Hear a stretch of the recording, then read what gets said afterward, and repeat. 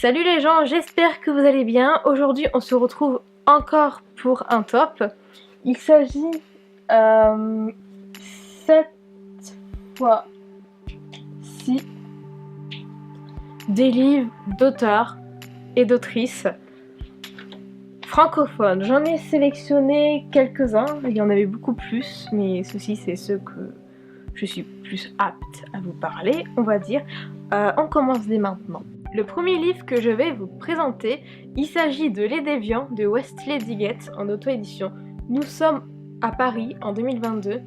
Tyler et Alexandre vivent en couple depuis plusieurs années lorsque le Lord arrive au pouvoir. Le Lord, ça fait quand même vachement penser à Voldemort.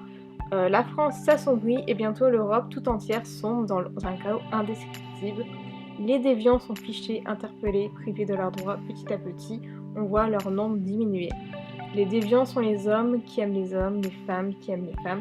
Ils sont devenus des cibles, des sous-hommes. Et la traque a déjà commencé. Fuir est une possibilité, mais le secret que les deux jeunes hommes gardent dans leur cœur les retient dans l'ancienne ville lumière. Prêts à tout pour les protéger, ils mettent leur vie en danger. Pour l'amour, contre l'injustice. C'est un livre qui m'a énormément touchée. J'en ai pleuré de chaudes larmes, de grandes larmes. C'est assez ressemblant de ce qui se passe en Tchétchénie ces derniers temps. Le truc, c'est que ce roman a été écrit avant que ce qui se passe en Tchétchénie soit révélé et soit connu. C'est un roman émouvant, bouleversant, massacrant.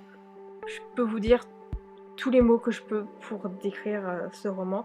Ça a été un véritable coup de cœur. Il est magnifique et incroyablement horrible.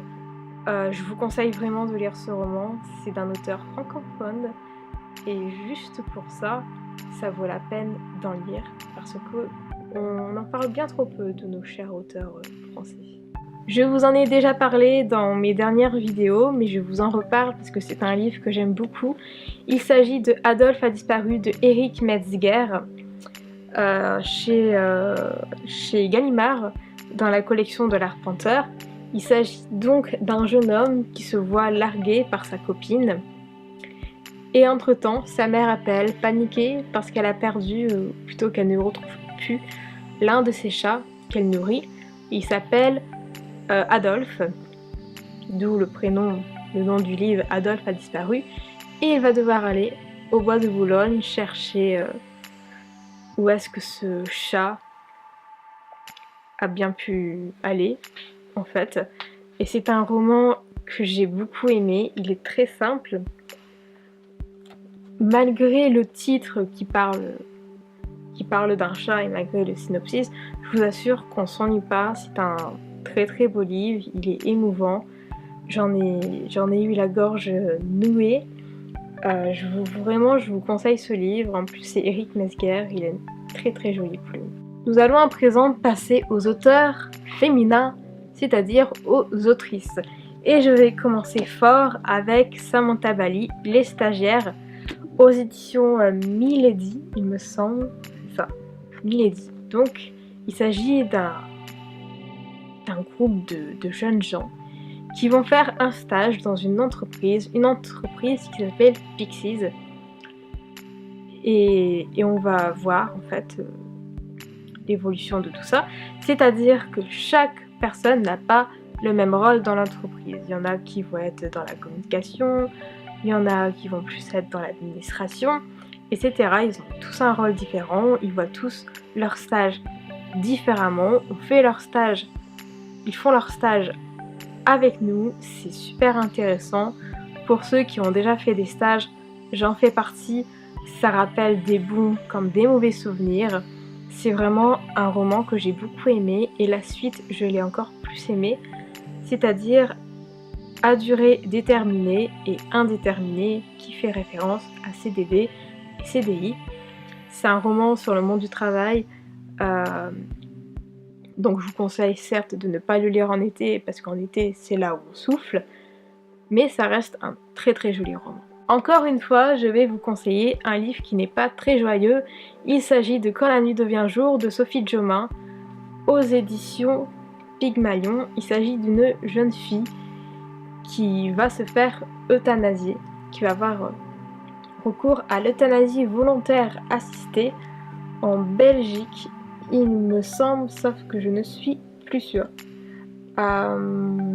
Si, moi je vois que c'est marqué qu'elle est franco-belge, donc ça doit être en Belgique.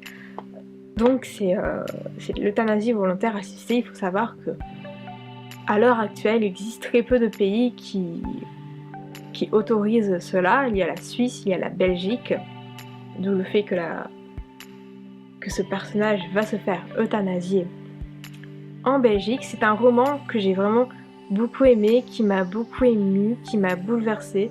C'est une incroyable histoire, une histoire magnifique et horrible que je vous conseille.